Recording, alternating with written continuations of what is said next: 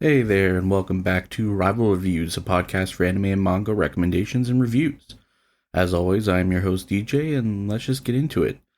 So kind of going back to how we went with the first episode, this second episode is still kind of on the same kind of wavelength of thought, where I'm going to share kind of some more of my picks into a certain kind of demographic set, kind of slash genre to kind of give you guys an idea of what my taste is. Because, like I said, the idea kind of going into the future is hoping to get your opinions on, current series and current, animes and everything else for the season and stuff like that. But I feel like I can't exactly jump right into that at first because I feel like, we kind of got to get to know each other first. So that being said, last episode we went into shonen and kind of like how I didn't really follow the correct definition of what shonen is supposed to be. Very similar to this episode, only we're going to be talking about shoujo. So in my mind, I'm fully aware that the shoujo is kind of supposed to be, I guess, the direct opposite of shonen, where the demographic is supposed to be more for, adolescent girls to 18 or something like that. But in my mind, it kind of goes down to, I feel like a lot of these different kind of demographics and everything else have their different archetypes. And in my brain, when I think shoujo, I think just, romance. And, funny to kind of, to some, I'm sure, and everything else like that. But, I'm a 30-year-old man and I love a good romance story, I'm a sucker for it. I get teary eyed at certain romance movies, and same thing. I love the awe moments that some really good shoujo mangas and animes can give you. So I guess kind of to give an introduction to this, I guess first and foremost, I would say the first shoujo that kind of got me into the genre as a whole was the very good classic Fruit Baskets. Kind of has like a supernatural element to it with, the transformation of animals and everything else. And then a strong female lead, which I feel like is a really big, another, genre specific thing to the shoujo archetype. And, it could just be for a matter of fact that I find it nice to, kind of read a story instead of a, overpowered male lead or a male lead that, becomes powerful over time, gets stronger after every loss, type of thing like that. I just, it kind of reads as like, it's okay to be fragile. It's okay to be intimate. It's okay to, you know, be bashful, so on to so speak. And it's nice to read kind of fluff pieces sometimes in your, as the world goes right now and everything else like that. Sometimes I feel like we need more of that. So yeah, essentially the other argument that I kind of wanted to bring to shoujo is that I find, and I'd be interested to see, like you said, if you guys want to give me your comments on this, is I find I much prefer watching shonen than reading it, but for a shoujo story, I'm the complete opposite. I find that a lot of the times, and they probably totally do this on purpose for marketing purposes and everything else like that, that, you get your 12 episodes in a season of a romance, or like a, a fluff piece or whatever else, and, they've barely scratched the surface of the relationship, and you're kind of just stewing there waiting for more, and that you're not going to get a second season until, a couple years down the road when they've decided that the numbers that they were looking for this season correspond to how much they feel it's worth it to make the second season. Fruit Baskets was actually a really big one on this one, not the original, but I want to say it was like 20, maybe 18, 19, something like that, where the new Fruit Baskets came out, and it only came out with the first season there, and it kind of just led me on a cliffhanger where I wanted to know more about the main couple and everything else like that. So I was like, you know what?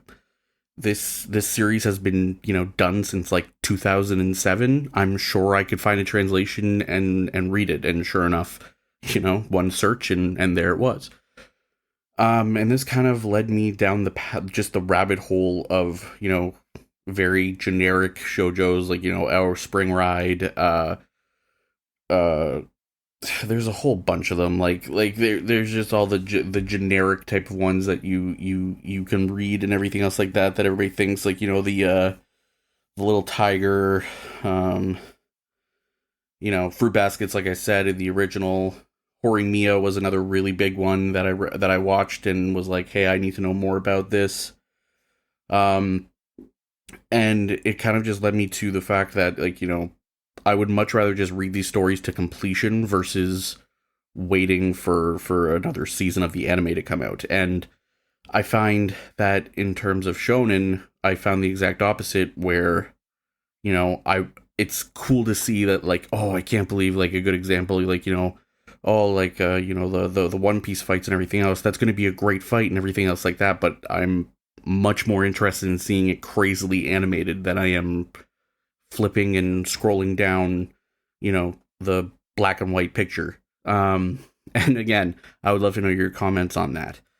But yeah, that was kind of what I kind of wanted to bring up and how I felt about the shoujo genre. Kind of like last time, what I felt would be really valuable to kind of give my thought on and everything else was my top 5. And like I said, I wouldn't necessarily fit any of these into just the shoujo demographic. So it's kind of like more of like a top 5 romance / shoujo whatever. So yeah, so I guess in no real particular order, but I will say that this one is probably my top favorite. I would honestly argue even manga of all time completed, especially in the romance genre, and it's called Love So Life. Again, I'm not sure why this one. I think this one hit me more close to home because I read it right after the birth of my daughter, and the story kind of follows a dad raising these 2 twins and everything else like that, and like the kids are cute, and the male lead is doing the best he can to be a dad, because like it's not like it wasn't his kids, it was like his brother's kids, and his brother kind of like walked out on them, and it's a whole thing. But it was kind of just watching, like, the daily struggle of a new dad and everything else like that, with the female lead kind of like the romance being a very slow build.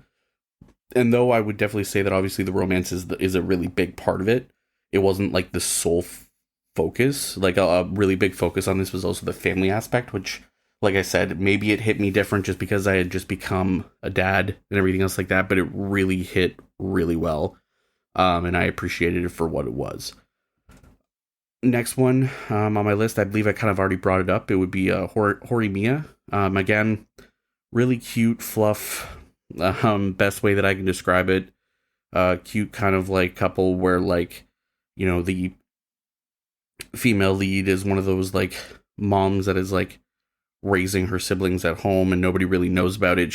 They just think that she's busy at home, but in reality, she's like this perfect student at school, but is like a total mess at home because of what she has to do in raising her siblings and stuff like that. And then the male lead is like a total, like, loner in the back of the classroom, that classic, back left at the window male lead, who is clearly the male lead that you could pick out in the middle of a crowd because of the way that his like hair is and everything else.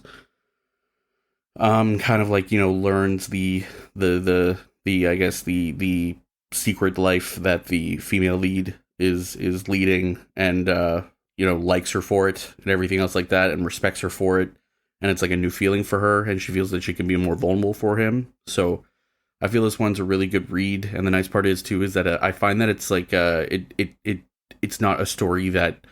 It was a lot less of a slow burn. Like I feel like there's a little bit of preamble at the beginning, but then they're like, it's more focused on them actually being a couple working through life versus the whole time you're just like, okay, when are they going to get together? And then like 80 chapters later, they're finally together. It's not that. I want to say like they're probably together by like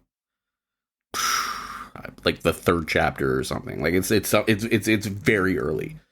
So if you're more of like you don't want to deal with the slow burn, I would definitely say that this one's for you. Third one that I kind of want to bring up, and I kind of already brought up as well, Fruit Baskets needs to be on this list.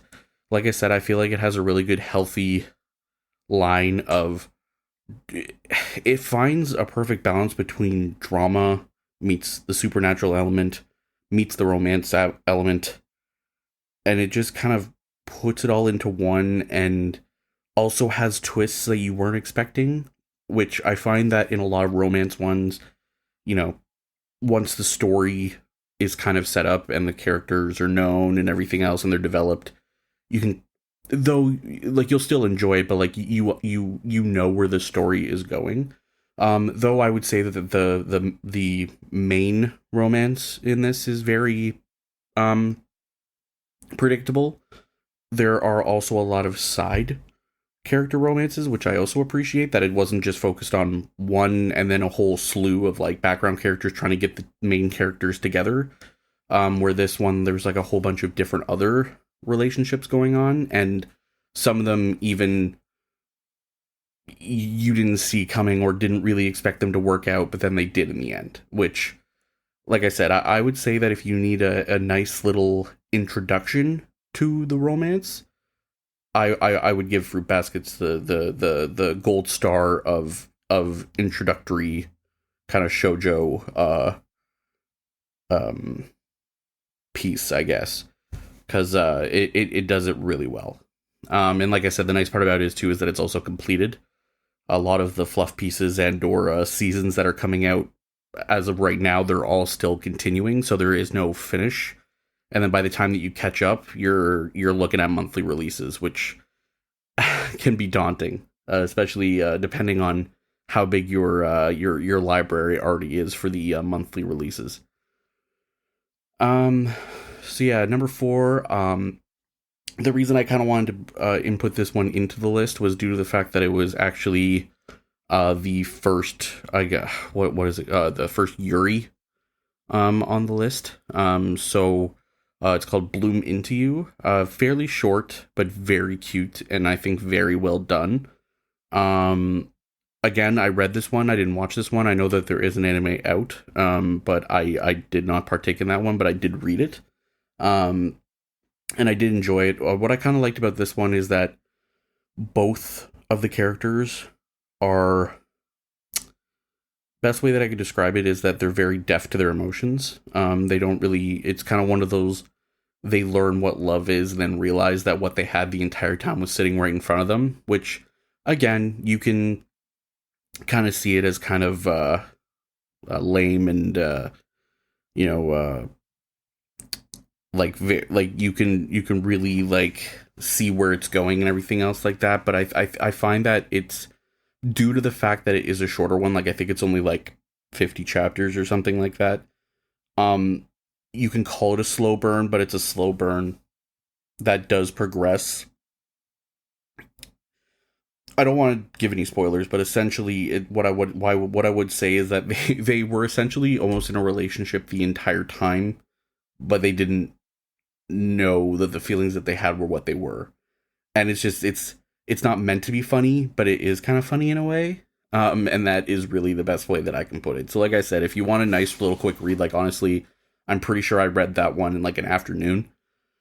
Yeah, just give it a read. I would definitely give it a chance. Like I said, it's short, and I think I maybe read it like 6 years ago, and it's still in my top 5. So I think that in itself speaks volumes.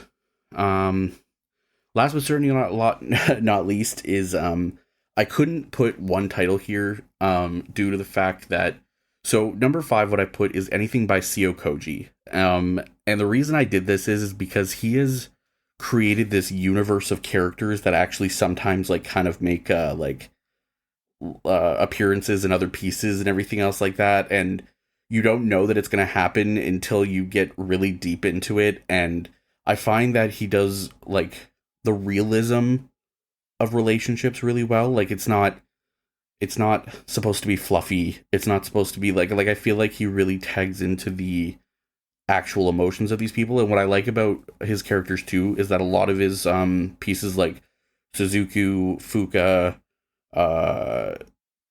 Cafe, Terrace, everything, all those type of things, it actually kind of goes with the characters. Like, you grow up with them, if that makes sense. So like basically like they can start all the way back from high school, and then you watch them all the way until like A and B characters like have kids of their own and stuff like that. And like I said, I find that out of all the romance that I've read, he's the one that does it the most realistic, and is also really, really good, in my opinion, of like the traditional like rom-com. Like I'm talking like, you know, Adam Sandler, Drew Barrymore kind of rom-com hilarity in my mind. So yeah, so like basically anything, if I find out that it's by Seo Kouji, I'm gonna read it.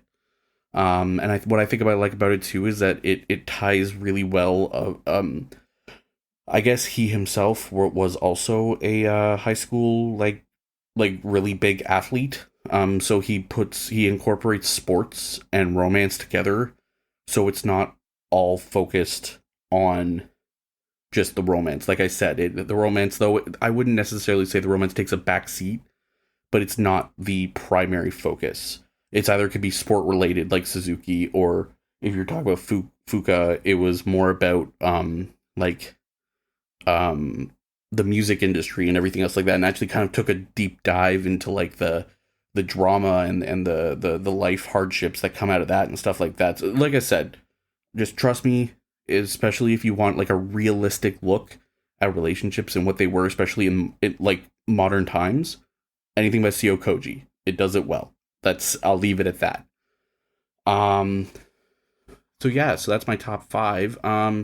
Again, from the current season, like I said, I know last time, I kind of brought up the fact that we're pretty much at the end of this season.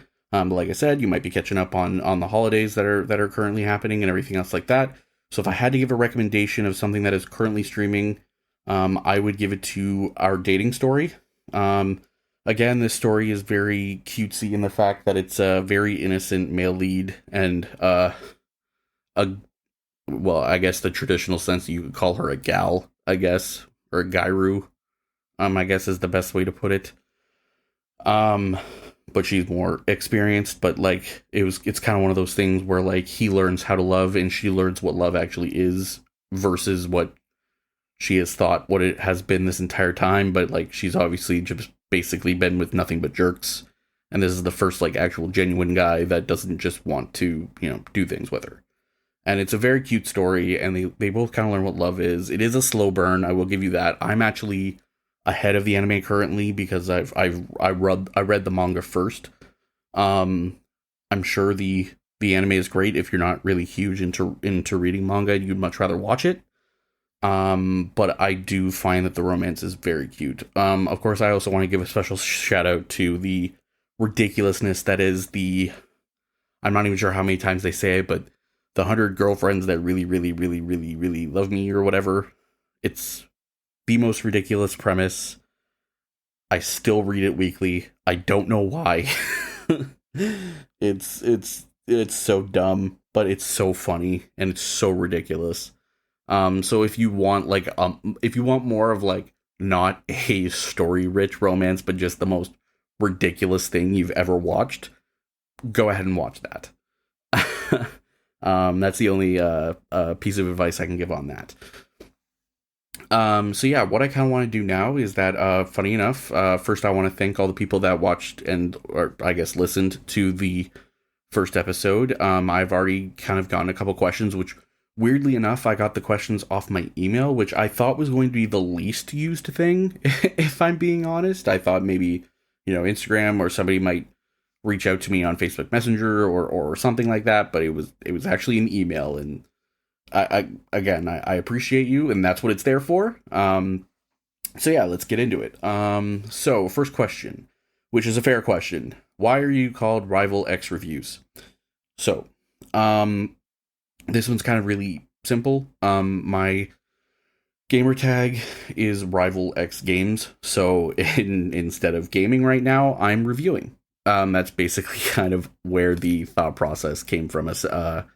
Long story short, especially for like the times when I was playing competitively, or I guess semi-competitively in Fortnite and stuff like that, a lot of people that only knew me in a gaming or streaming capacity called me Rival. So I kind of just went with that from my original gamer tag and just tagged on the games. Thought it was nice and clever and everything else like that. So yeah, so instead of games, it's reviews, because this is what the podcast does. Second question, what is an anime or manga that has hit you right in the feels? So I kind of took this as like more of like a moment in an anime or manga. Obviously for an anime, I could go into some obvious ones, as you can tell from the ones that I've already kind of listed that I've watched. Major Hughes' death in Fullmetal Alchemist. Sorry if it's a spoiler, but it shouldn't be at this point. And if it is, sorry.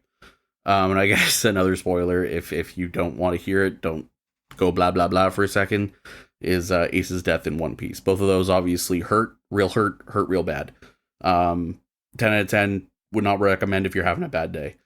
But if I had to pick like a more of a manga that hurt me in the feels, there's this one shot called Tokidoki. I don't want to give anything away. Like I said, it's a one shot. It'll take you like 10 minutes to read. It crushes you. That's that's all I gotta say. It is one that will hurt your feelings, and I feel anytime somebody's like, hey, what's one that could like make you tear up, read Tokidoki.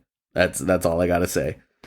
And then final question, who is your favorite anime character? So this is a really, really big question. If I had to pick one, just right off the top of my head, I would probably go Roy Mustang from Fullmetal Alchemist Brotherhood. I find that he's very likable in the sense that I like that he's a very stoic, calculating kind of leader and everything else like that. But I can relate to him in the sense that if it comes to threatening his friends or subordinates or people that are really important to him, again, if you've seen the scene where he's taking out his grief about Hughes' death on Envy, you know exactly what I'm talking about, and it's probably one of my favorite all-time scenes in all of anime. So yeah, I'll go with Mustang. So I kind of want to close this off. The other thing that I wanted to kind of start doing in these episodes is kind of let you know I'm always reading something new, whether it's a manhwa or a manga or anything. I'm usually always reading something. My current read right now is a Otomi isekai called My Gently Raised Beast. If you want to look it up, it's not bad. It's not, the best thing I've ever read in my life, but I find that it's a very good segue into what I'm hoping my next topic will be next week, which will be isekai as a whole, and I'll be going over the different kind of subgenres in that realm of things. Like I said, you don't have to tell me that it's trash. I'm already fully aware, and I'm here for it.